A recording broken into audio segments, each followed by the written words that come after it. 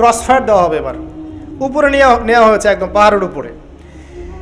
এবার ওই বালক উপরে উঠে একটা দোয়া করছে, এই দোয়াটা সবাই শিখে নেন।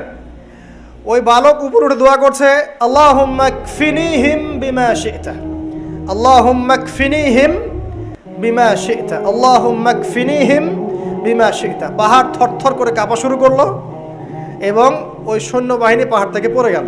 বালকের বহুদিন আগের কথা, কত বছর আমরা জানি না।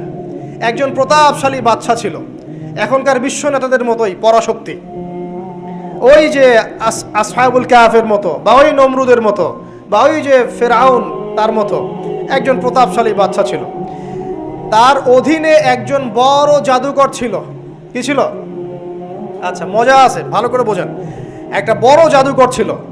এখনো কিন্তু বহু কান্ট্রি এই জাদুবিদ্যার চর্চা করে, আপনারা জানেন না। ভিতরে ভিতরে জাদুবিদ্যার চর্চা এখনো চলছে। আর এই জাদু সত্য, জাদু সত্য, চোখের বদনজরও সত্য। সায়েন্স বিশ্বাস করুক না করুক, এগুলো সত্য। কারণ কোরআন বলেছে সত্য, ব্যাস সত্য। জিন সত্য নাকি মিথ্যা? ফেরেশতা সত্য না মিথ্যা? কবরের আযাব সত্য না মিথ্যা? এগুলো তো চোখে দেখা যায় না, বিশ্বাস করলেন কিভাবে? এই চোখে দেখা যায় না বিশ্বাস করেছেন বলেই তো আপনি মৌলবাদী। চোখে দেখা যায় না, অহেতুক বিশ্বাস করছেন, অতএব আপনি একজন মৌলবাদী মানুষ। বুঝতে পারছেন? তো এই বিষয়গুলো বিশ্বাস না করলে কি আপনি মুমিন হতে পারবেন? আচ্ছা, কবরের আযাব সত্য না মিথ্যা আমরা বিশ্বাস করেছি, তোমরা মরার পরে বিশ্বাস করো। আমরা মরার আগেই বিশ্বাস করেছি, তোমরা মরার পরে বিশ্বাস করো। তারপর তোমরা পাক্কা মৌলবাদী হয়ে যাবে। যখন মরার পরে যখন কঠিন কবরের আযাব শুরু হবে, দেখবা যে আইন আল ইয়াকিন। ইয়াকিন কয়েক প্রকার হয়। একটা হচ্ছে আপনার আইন আল ইয়াকিন, হাক্কুল ইয়াকিন, এরকম কথা আছে কোরআনে। মানে আইন আল ইয়াকিন মানে যে চোখে দেখলাম এবার বিশ্বাস করলাম। রব্বানা আবসারনা ওয়া সামি'না ফারজি'না না'মাল সালিহান ইন্না মুকিনুন। আছে না সূরা আলিফ লাম মিম সিজদায় হাফেজে কোরআন যারা আছেন, আল্লাহর সামনে জাহান্নামীরা বলবে, রব্বানা, হে আমাদের রব, আবসারনা, এই যে দেখলাম, তোমার আযাব দেখেছি আমরা, এখন পরকালের কথা, ওয়া সামি'না, এই যে শুনতে পাচ্ছি এখন আযাব, ফারজি'না, আমাদেরকে ফিরিয়ে দিন। কোথায় ফিরিয়ে দিবে? দুনিয়ায়। না'মাল সালিহান, আমরা সৎ কাজ করব, ইন্না মুকিনুন, আমাদের ইয়াকিন হয়ে গেছে এখন। তার মানে সবাই বিশ্বাস করবে একদিন না একদিন, তাই তো? এই ঈসা ইবনে মারইয়ামকে যে মানুষ বলছে ক্রুসিফাইড, তাকে ক্রুসিফাইড করা হয়েছে, তিনি মারা গেছেন, নাউজুবিল্লাহ, বলা হচ্ছে না? আচ্ছা, ঈসা ইবনে মারইয়াম যখন নেমে আসবেন সবাই বিশ্বাস করবে না? সূরা মাইদায় এই জন্যই বলা হচ্ছে যে ঈসা ইবনে মারইয়ামকে যখন পাঠানো হবে, একজন আহলে কিতাব বাকি থাকবে না যে তার প্রতি ঈমান নিয়ে আনবে না। এমন একজন মানুষ তখন খুঁজে পাওয়া যাবে না যে তার প্রতি ঈমান আনবে না আহলে কিতাবদের মধ্যে। ঈসা ইবনে মারইয়ামকে ক্রুসিফিকশন করা হয় নাই। ঈসা ইবনে মারইয়ামকে আল্লাহ রাব্বুল আলামিন তার কাছে উঠিয়ে নিয়েছেন। আর যে আল্লাহ পুরো মহাবিশ্ব চালাতে পারেন, সে একজন মানুষকে উঠাতেই পারেন। এটার এমন কি বিষয় যে আল্লাহ রাব্বুল আলামিন আপনার দেহের মধ্যে রূহ রেখে দিয়েছেন, তার হুকুমে বের হয়ে চলে যাবে, সে আল্লাহ রাব্বুল আলামিন রাসূল সাল্লাল্লাহু আলাইহি ওয়াসাল্লামকে মেরাজে উঠিয়েও নিতে পারেন। সিম্পল, এটা অবিশ্বাস করার কি আছে? আসুন সামনে যাই। এখানে যে বিষয়টা, যে বহুদিন আগে এরকম প্রতাপশালী বাচ্চার অধীনে একজন জাদুকর ছিল। এই জাদুকরের যখন বয়সটা বুড়ো হয়ে গেল, তখন সে তার ওই বাচ্চাকে বলছে যে আমার তো বয়স শেষ, আমার এই বিশাল জ্ঞানগুলো কি করব? আমাকে একজন বালক এনে দিন, যেই বালককে আমি এসব জাদুবিদ্যা শিখিয়ে দিব। এই যেরকম ছোট বাচ্চাদের মধ্যে একজন। তো এরকম একটা ফুটফুটে সুন্দর বাচ্চাকে খুঁজে বের করা হলো, যে বাচ্চাটা বিচক্ষণ। একে নিয়ে আসা হলো জাদুকরের কাছে। এবার জাদুকর তাকে জ্ঞান শিখায়, জাদু শিখায়। জাদু শিখাতে শিখাতে শিখাতে শিখাতে সে একটু পরিণত হচ্ছে, মানে কৈশোরে পদার্পণ করল। এখন সে যখন জাদু শিখতে আসে, আসার পথে রাস্তায় দেখে একজন পাদ্রী আছে। পাদ্রী মানে কি? পাদ্রী মানে দরবেশ, মানে যে আল্লাহ বিশ্বাস করে, হয়তো আগেকার আসমানি কিতাবে সে বিশ্বাস করত। এমন একজন পাদ্রীর সন্ধান সে পায়। সে ওই পাদ্রীর কাছে গিয়ে বসে।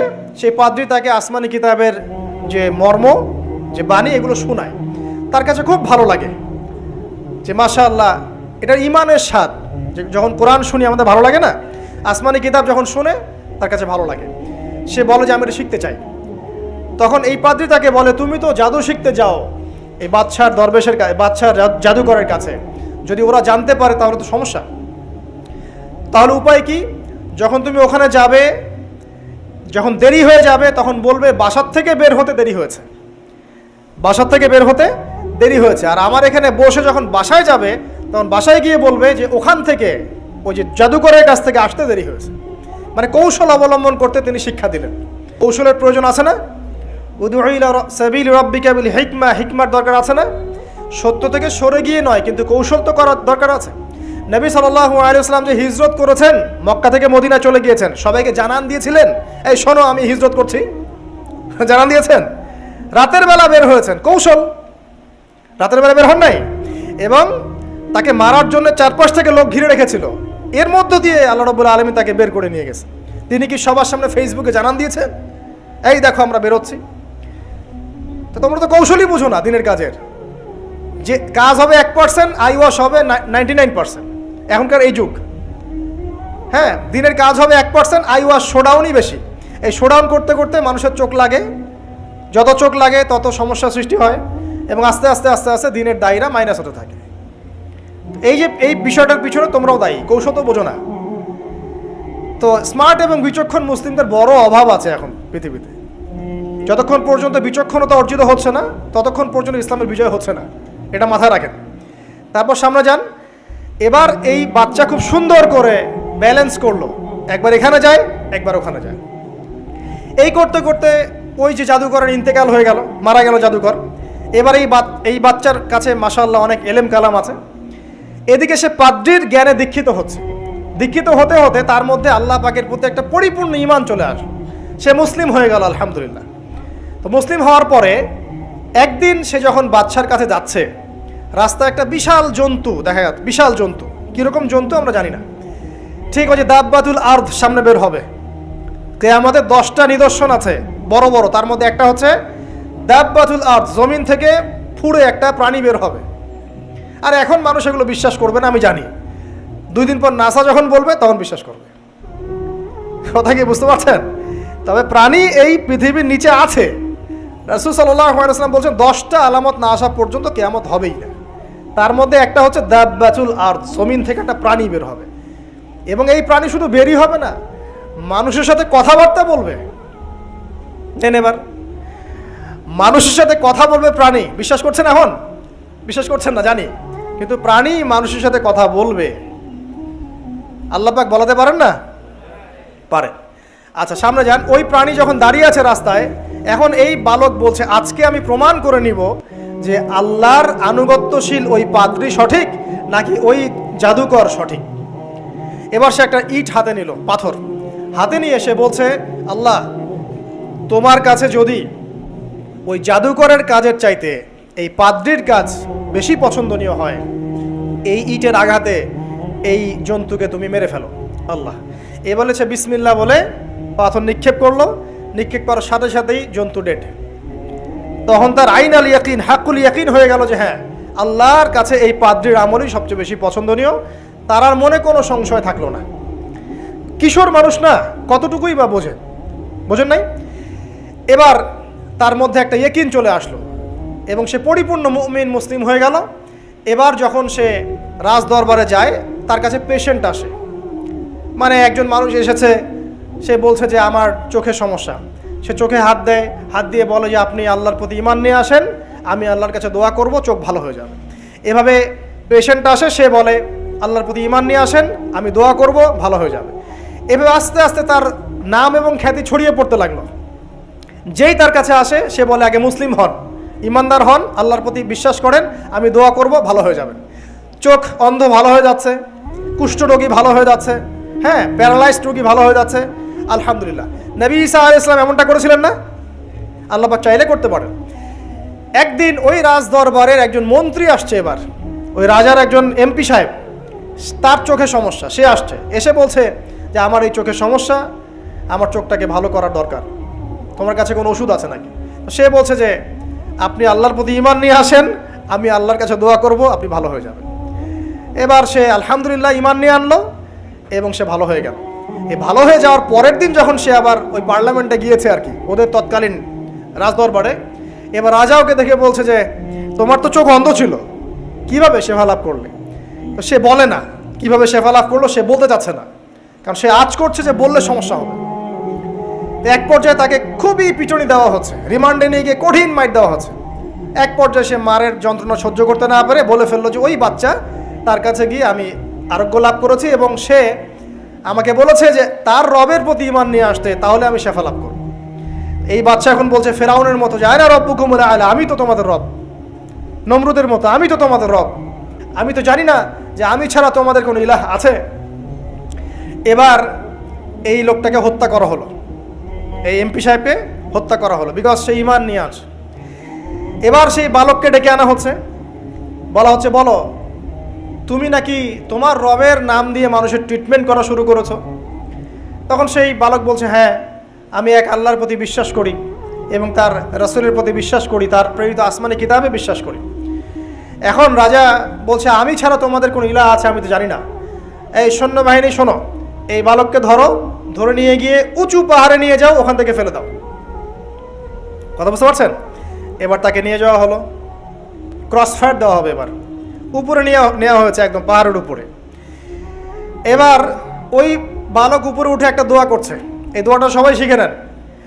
ওই বালক উপরে উঠে দোয়া করছে আল্লাহুম্মা কফিনিহিম বিমা শি'তা, আল্লাহুম্মা কফিনিহিম বিমা শি'তা, আল্লাহুম্মা কফিনিহিম বিমা শি'তা। পাহাড় থরথর করে কাঁপা শুরু করলো এবং ওই সৈন্যবাহিনী পাহাড় থেকে পড়ে গেল, বালকের কিচ্ছু হলো না।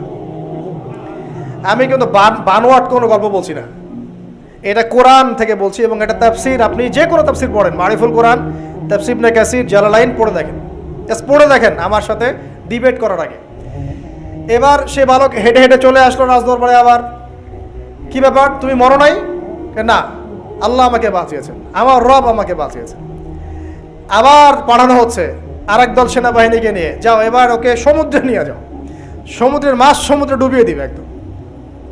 আবার সে ওখানে গিয়ে বলল আল্লাহুম্মা কফিনিহিম বিমা শি'তা, হে আল্লাহ, অর্থ হচ্ছে হে আল্লাহ আমার বিপক্ষে যারা আছে আপনি যা দিয়ে ইচ্ছা ওদের বিরুদ্ধে আমাকে সাহায্য করেন। অর্থটা হচ্ছে এমন, আল্লাহুম্মা কফিনিহিম বিমা শি'তা, আল্লাহ আপনি আমার জন্য যথেষ্ট হয়ে যান, ওদের বিরুদ্ধে আমার জন্য যথেষ্ট হয়ে যান, যা ইচ্ছা তাই দিয়ে আপনি হেদায়েত করুন, মানে আমাকে হেফাজত করুন। ঠিক আছে, আল্লাহুম্মা কফিনিহিম বিমা শি'তা, ছোট্ট দোয়া। এবার ওই সমুদ্র উত্তাল হওয়া শুরু করলো এবং ওরা জাহাজ থেকে পড়ে গেল। এই বাচ্চা সেফলি আবার চলে আসলো রাজদরবারে। বিশ্বাস করছেন না? চলে আসলো। এবার আসার পরে বলছে শোনেন, আমাকে এভাবে মারতে পারবেন না, আমাকে এইভাবে মারা যাবে না, আমি আপনাদেরকে বলে দিচ্ছি কিভাবে আপনি আমাকে মারতে পারবেন। তো বাচ্চা বলছে কিভাবে মারতে পারবো বলো। তখন সেই বাচ্চাটা বলছে যে আপনি সমস্ত এলাকার মানুষকে এক জায়গায় জড়ো করবেন, মানে পুরো নেশনের যত মানুষ সবাইকে একটা মাঠে নিয়ে আসবেন, মাঠের মাঝখানে একটা গাছ রোপণ করবেন বা একটা কিছু স্তম্ভ নির্মাণ করবেন, সেখানে আমাকে বেঁধে ফেলবেন। বেঁধে ফেলার পরে আমার এই ধনুক থেকে একটা তীর বের করবেন, তীর বের করে আপনি নিজ হাতে এই তীরটাকে নিশানা দিবেন, দিয়ে বলবেন বিসমিল্লাহ আল্লাহর নামে, বিসমিল্লাহ আল্লাহর নামে, বিসমিল্লাহি রব্বি হাযাল গোলাম বলে ছুড়বেন।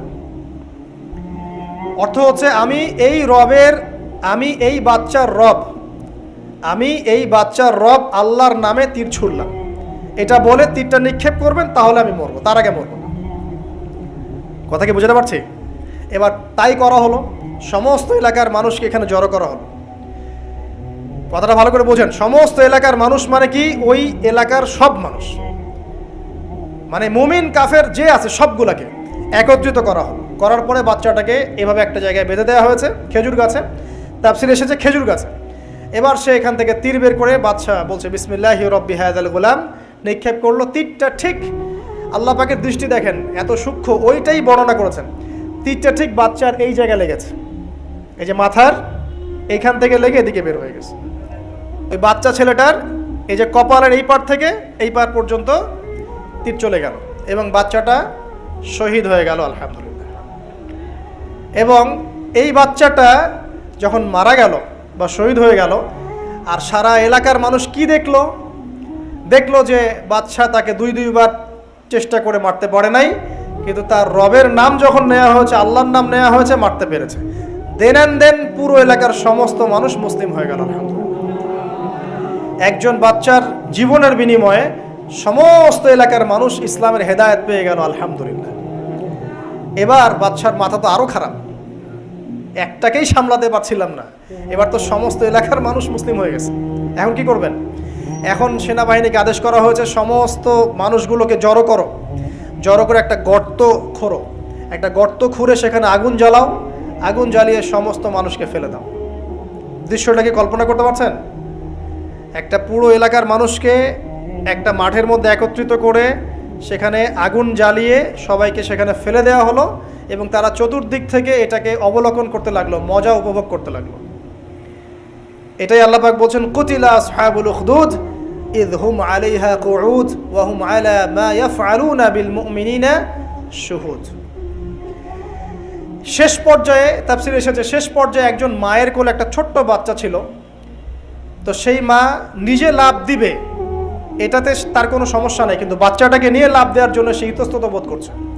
তখন আল্লাহ রাব্বুল আলামিন সেই ছোট্ট বাচ্চাটার কোলে, সেই ছোট্ট বাচ্চাটা জবানের মধ্যে আল্লাহর কুদরত নিদর্শন নাজিল করলেন। ওই বাচ্চাটা কথা বলা শুরু করলো।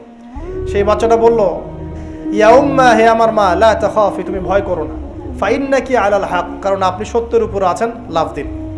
যারাই সে অগ্নিকুণ্ডে সেদিন লাভ দিয়েছে তারাই জান্নাতের স্বাদ পেয়েছে, আলহামদুলিল্লাহ। এই হলো আসহাবুল উখদুদের ঘটনা, যেটা আল্লাহ রাব্বুল আলামিন সূরা বুরুজের মধ্যে বলেছেন। এখানে একটাই শিক্ষণীয় বিষয়, ঈমান এর শক্তি, একজন ছোট্ট বালকের মধ্য দিয়ে কিভাবে আল্লাহ রাব্বুল আলামিন পুরো নেশনকে হেদায়েত করতে পারেন, এবং আল্লাহ রাব্বুল আলামিন সমস্ত পরিকল্পনার উপরে মহা পরিকল্পনাকারী, এবং আল্লাহ সুবহানাহু ওয়া তাআলা তাদেরকে চিরস্মরণীয় করে রেখেছেন কোরআনের পাতায়। কিয়ামত পর্যন্ত মানুষ এই ঘটনা পড়বে, তাদের থেকে শিক্ষা গ্রহণ করবে না? তা আল্লাহ রাব্বুল আলামিন সবচেয়ে বেশি স্মার্ট না আমরা সবচেয়ে বেশি স্মার্ট? এরপরে আল্লাহ রাব্বুল আলামিন বলছেন যে তারা ঈমান আনা ছাড়া অন্য কোনো অপরাধ করে নাই। এই মুমিন যারা ছিল, আগুনে লাফ দিয়েছে, এদের কি কোনো অপরাধ ছিল? এদের কোনো অপরাধ ছিল? কি অপরাধ ছিল? তারা শুধুমাত্র কি ছিল? মুমিন ছিল। ঈমান আনার ফলে তাদের এই পরিণতি হয়েছে, তাদেরকে অগ্নিকুণ্ডে লাফ দিতে তারা বাধ্য হয়েছে। যারা দিয়েছে তারা কি জান্নাতি না জাহান্নামী? জান্নাতি। ওই যে বালক যে একা দৃষ্টান্ত স্থাপন করে গেল এবং পুরো নেশনকে হেদায়েত দিয়ে গেল, এই বালক সফল না ব্যর্থ?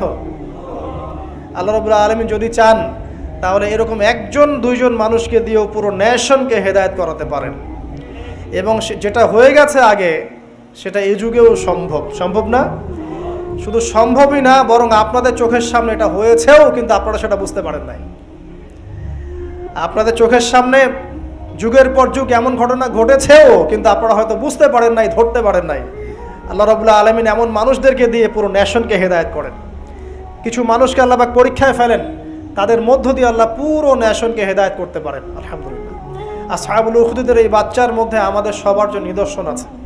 আল্লাহ পাক আমাদের সবাইকে প্রকৃত ঈমানদার হওয়ার তৌফিক দান করুন, বেশি বেশি আমলে সালেহ করার তৌফিক দান করুন, ঈমানের উপর দৃঢ় থাকার তৌফিক এনায়েত করুন, এবং দৃষ্টান্ত স্থাপন করার তৌফিক দান করুন, এবং যে কোনো রকম দৃশ্য অদৃশ্যের বিপদ আপদ বালা মুসিবতের বিপক্ষে আল্লাহ পাকই যেন যথেষ্ট হয়ে যান, আমিন।